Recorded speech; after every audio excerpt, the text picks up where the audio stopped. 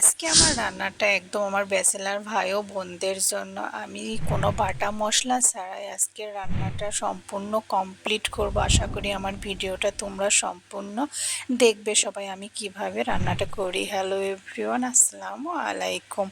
আজকে আমি রান্না করব ডিম আর আলু। তাই তো ফার্স্টে দিয়ে দিলাম 3টা ডিম সেদ্ধ করার জন্য। ডিমটা সেদ্ধ করতে দিয়ে এটা দিকে ভাতও রান্না করতে হবে।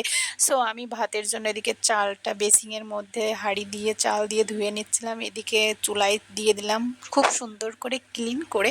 ভাতটা যাতে এদিকে হয়ে যায়, আমি অপর দিকে আলুটা কেটে নিয়েছি। এদিকেও আমি আবার ডিমটা সেদ্ধ হয়ে গেছে, রান্নাটা বসিয়ে দেবো ডিমের তরকারির জন্য। আগেই বলে নিলাম ব্যাচেলারদের জন্য, আর এখানে কোনো বাটা মশলা ইউজ হবে না। তো ডিমটা ছুলে নিয়ে খুব সুন্দর করে আমি ভেজে নিয়েছিলাম নুন আর হলুদ দিয়ে। এ দেখো এখানে ভাজা কমপ্লিট। এবার ওই একই তেলের মধ্যে আমি একটা পেঁয়াজ কুচি করে দিয়ে দেব, কারণ এখানে তো বলেছি বাটা মশলা নো ইউজ। সো এখানে আমি লাল লাল করে ভেজে নিয়ে ভাজার মধ্যে আমি সম্পূর্ণ গুঁড়া মশলা অ্যাড করব। এই যে এখানে যেগুলো গুঁড়া মশলা আছে, সো আমি এই গুঁড়া মশলাগুলো অ্যাড করব। আর খেতেও কিন্তু অনেক সুন্দর হয়। তোমরা যারা যারা খাওনি ভাই, আমার কথা মতো ট্রাই করে দেখো। এখানে লবণ, হলুদ, জিরার গুঁড়ো, ধনিয়ার গুঁড়ো, কাঁচা জিরা সব আস্ত আস্ত দিয়ে দিছি। এখানে দেওয়ার পরে একটু ভেজে নিয়ে তারপরে পানি দিয়ে দিলাম।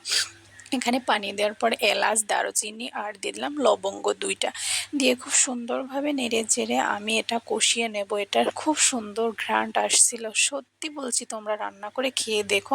এখানে ধুয়ে রাখা আলু ছিল আর একটু পানি ছিল, তো আমি ধুয়েই নিচ্ছিলাম। ধুয়ে নিয়ে কড়াইতে খুব সুন্দরভাবে দিয়ে নাড়াচাড়া করে নিচ্ছিলাম, এটা যাতে একটু সুন্দরভাবে আমি লাল লাল করে ভেজে নেব। আর এখানে ভাজা শেষে নাই হতে এখানে কাঁচা পেঁয়াজ দিয়ে দিলাম আর 2-3টা কাঁচা ঝাল। এটা দিয়ে আরেকটু নেড়ে চেড়ে নিয়ে দেখো লাগা লাগা হয়ে যাবে, তখনটা দিয়ে দেবে হালকা একটু পানি। আর এই পানিটা দেওয়ার একটাই রিজন যে আলুটা যাতে সেদ্ধ হয়ে যায় প্রপারলি।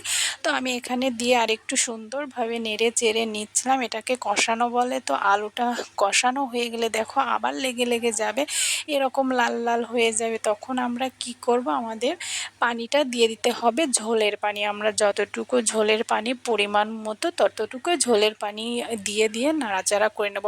যেহেতু আমার 3টা ডিম, তরকারির ঝোলও রাখবো কম, সো আমি দেশিও আমার পরিমাণ মতো, তোমরা যে যার মতো পানিটা অ্যাড করে নিও। এখানে যেই বলক আসবে, বুদবুদ করবে, তখন পানিটার মধ্যে তরকারিতে ডিম 3টা ছেড়ে দেব, দিয়ে খুব সুন্দরভাবে জাল করে নেব।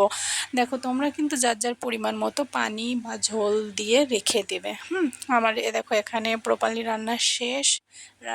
ডিমের তরকারিটা কিন্তু খুব সুন্দর হয়েছে খেতে। এভাবেও কিন্তু আমি সব বাটা মশলা বাদ দিয়েই রান্না করি। তোমরাও কিন্তু ট্রাই করবে। আর আজকের ভিডিওটা এ পর্যন্তই। আল্লাহ হাফেজ।